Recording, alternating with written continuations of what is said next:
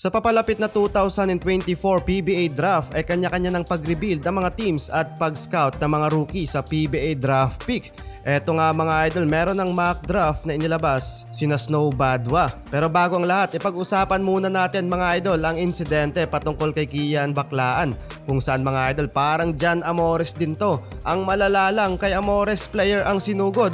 Eto mga idol, officials ang pinatulan. Nangyari mga idol ang insidente sa best of 3 series sa championship game ng Inter-Barangay League Bayanan versus Kupang. 5 katao mga idol ang naban ng La Liga Muntinlupa Basketball Tournament. Kabilang dyan sina Kian Baclaan at ang kanyang mga teammates na sina Ram Panganiban, Alfie Selva, Jason Togonon, pati ang coach na si Hansel Baclaan Malate. Pero humingi na din to mga idol ng sorry si Baclaan sa nangyaring insidente. Katim nga pala to mga idol ni Kevin Kiambao. So ayun nga mga idol, balik tayo sa PBA. Eto mga idol ang mock draft list na inilabas ni Snow Badwa sa kanilang naging live sa No Cooking Show. Number 1 pick mga idol ay mapupunta sa Converge X Fiverr with a fantasy pick over Justin Baltazar. Cedric Bearfield naman sa Blackwater. Tira Firma go for Kylin Chongson, Evan Nelly at Phoenix Fuel Master. At 5 pick Northport with Kai Balungay,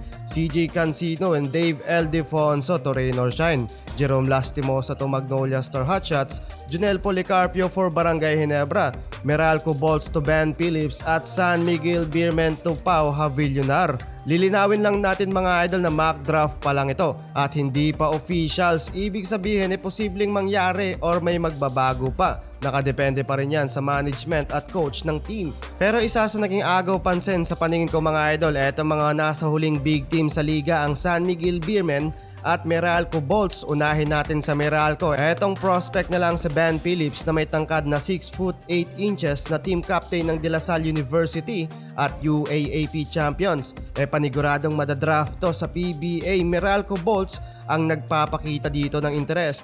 Malapad to mga idol at kayang maglaro bilang sentro at power forward sa team.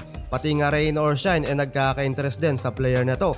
Pag nagkataon na makuha to ng Meralco Bolts, another big man na naman na magpapahirap sa kanilang makakalaban.